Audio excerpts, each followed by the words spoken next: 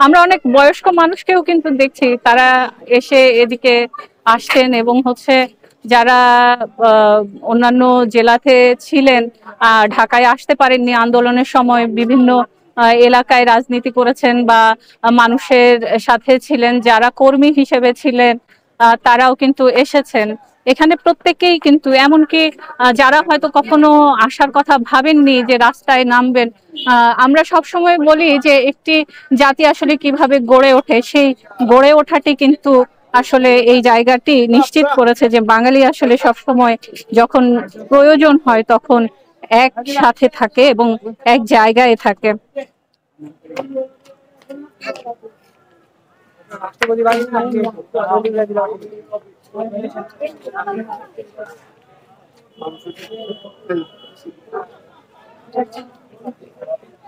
আপনাদের যদি জানাতে হয় যে কোটা আন্দোলন থেকে শুরু হয়েছে, সেই আন্দোলন কিন্তু আন্দোলন থেকে শুরু হওয়ার পর আমরা দেখেছি কোটা আন্দোলনের যে দাবিগুলো ছিল সে দাবিগুলো কিন্তু পরিবর্তন করা হয়েছে, এবং সেটি সেটি করতে বেশ খানিকটা সময় নিয়েছেন এটিই বলা হচ্ছে, যেটিকে আসলে শেষ পর্যন্ত কিন্তু এই জায়গায় এসে উপনীত হতে হয়েছে যে পর্যায়ে আসলে আজকে আমরা আমাদের দেশটাকে দেখতে পাচ্ছি, যে পরিবর্তনের জন্য আসলে মানুষ অপেক্ষা করছে। মানুষ যে জায়গাটি বিষয়গুলোতে কথা বলতে চায়, সেই জায়গাটিতে কিন্তু তারা তাদের যে মানুষের যে অধিকার, যে বাক স্বাধীনতা, সে বাক স্বাধীনতার কথা কিন্তু তারা বলছেন।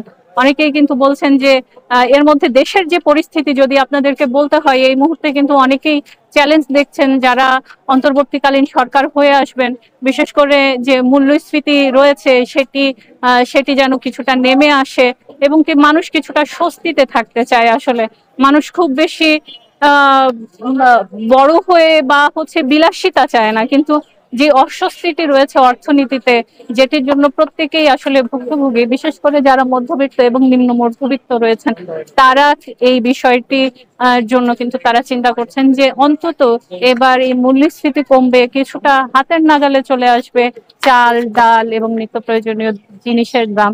এটি হয়তো অন্তর্বর্তীকালীন সরকার যারা আসবেন তারা কিছুটা কাছে কিছুটা এগিয়ে নিয়ে যাবেন এবং কিছুটা স্বস্তি দিবেন। অন্যদিকে যে বিষয়টি রয়েছে মানবাধিকার নিশ্চিত করার কথা কিন্তু অনেকেই বলেছেন, বিশেষ করে যেটি বলছি যে বাক স্বাধীনতা।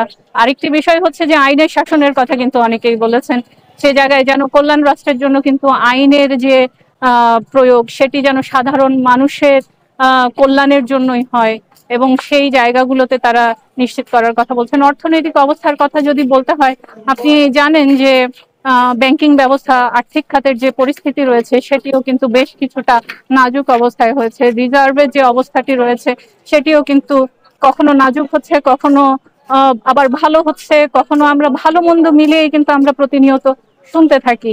এই বিষয়গুলো কিন্তু একটি বড় চ্যালেঞ্জ হয়ে দাঁড়াবে অন্তর্বর্তীকালীন সরকারে যারা থাকবেন, যারা আসবেন, এবং এই জায়গাটি কিভাবে আসলে আহ হস্তান্তর হবে, কিভাবে আসলে পুরো বিষয়টি পরিচালিত হবে, তাদের জন্য কিন্তু, অর্থাৎ সামনে যারা আসলে দেশের নেতৃত্ব দিবেন তাদের জন্য কিন্তু এগুলো বড় ধরনের চ্যালেঞ্জ হয়ে দাঁড়াবে। কারণ এটি কিন্তু শুধুমাত্র দেশের ভেতরে নয়, এটি কিন্তু আন্তর্জাতিকও বিভিন্ন কারণ রয়েছে। এই বিশেষ করে এই যে মূল্যস্ফীতি অথবা আপনি রিজার্ভের যে বিষয়টি রয়েছে, আপনি যদি বলেন যে অনেকেই, আমরা কিন্তু কিছুক্ষণ পর পরই আমাদের পিছন থেকেও কিন্তু শুনতে পাচ্ছি যে মুহুর্মুহু অনেকটা মিছিলের যে শব্দ, যে স্লোগান, সেটি কিন্তু শুনতে পাওয়া যাচ্ছে।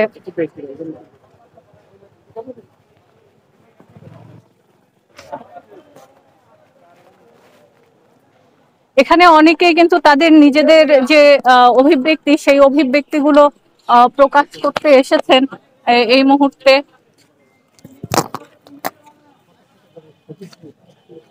আমরা তাদের যারা প্রতিনিধি সেই ছাত্র নেতাদের সাথে তাদের সাথে আমরা কথা বলবো, আলোচনা করব, এবং তাদের যে অধিকার এবং মুক্তি তারা বিভিন্ন দাবি তারা উত্থাপন করেছেন সেগুলো নিশ্চয়ই আমরা বিবেচনার মধ্যে নিয়ে অন্তর্বর্তীকালীন সরকার যাতে অগ্রাধিকারের ভিত্তিতে সেই বিষয়গুলো যাতে তারা বাস্তবায়ন করেন, এ ব্যাপারে দৃশ্যমান বিশ্বাসযোগ্য কার্যকর উদ্যোগ গ্রহণ করেন, নিশ্চয়ই কি ধরনের সরকার আলোচনা গঠনটা কি ধরনের সরকার হবে কোনো ধারণা পেয়েছেন, কিন্তু আপনাদের কোনো প্রস্তাব আছে কিনা? না, এগুলো প্রথমত একটা আলোচনা হয়েছে।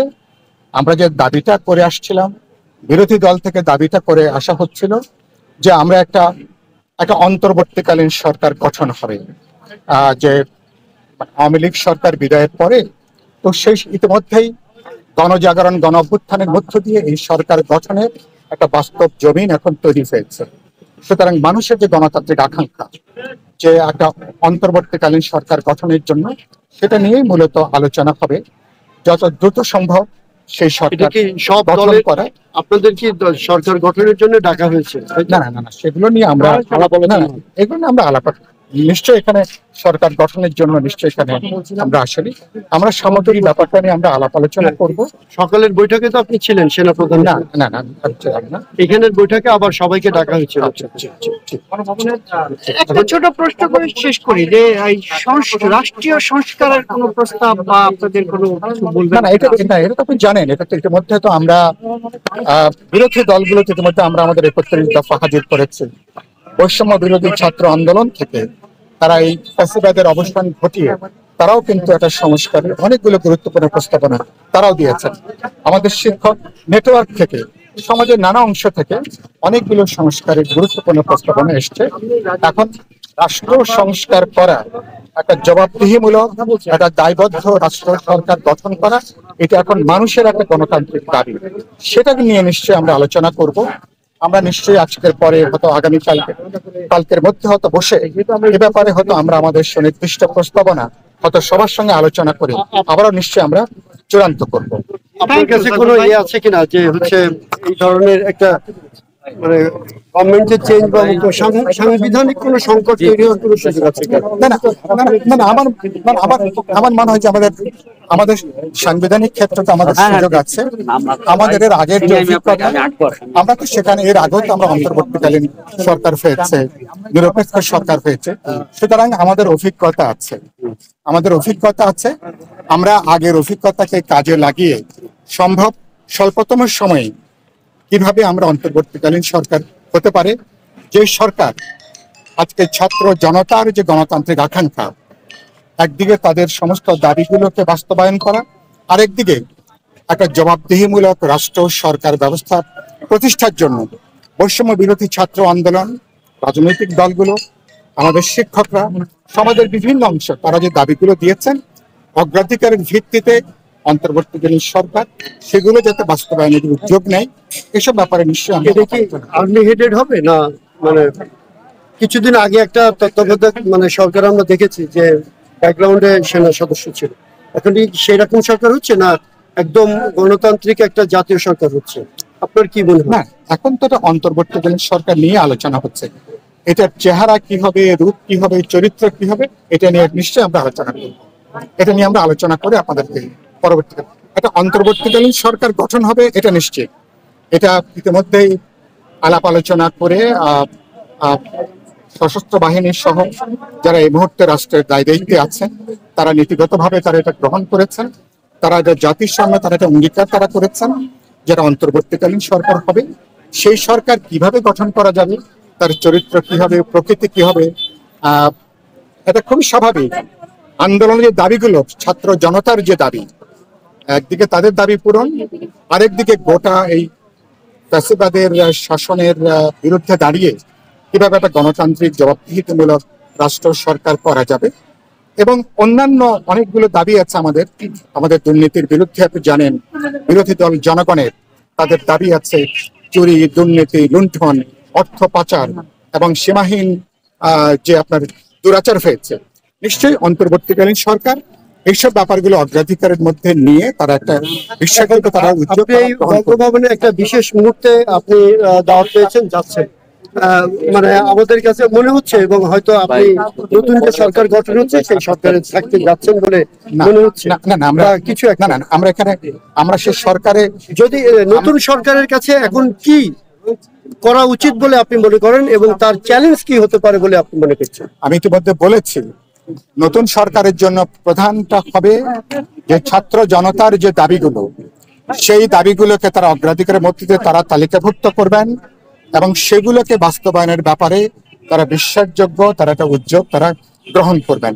এবং সবচেয়ে বড় জায়গাটা আর একটা হচ্ছে, এই পরিস্থিতির মধ্যে দেশে একটা যৌক্তিক সময়ের মধ্যে সম্ভব স্বল্পতম সময়ে কিভাবে একটা বিশ্বাসযোগ্য গ্রহণযোগ্য জাতীয় নির্বাচন করা যাবে, যে যে দেশের মানুষ গত 16 বছর ধরে তারা ভোট দিতে পারেনি, মানুষ ভোটের অধিকার থেকে বঞ্চিত হয়েছে, কিভাবে একটা বিশ্বাসযোগ্য একটা গণতান্ত্রিক পরিবেশে আর কিভাবে একটা জাতীয় নির্বাচন করা যাবে।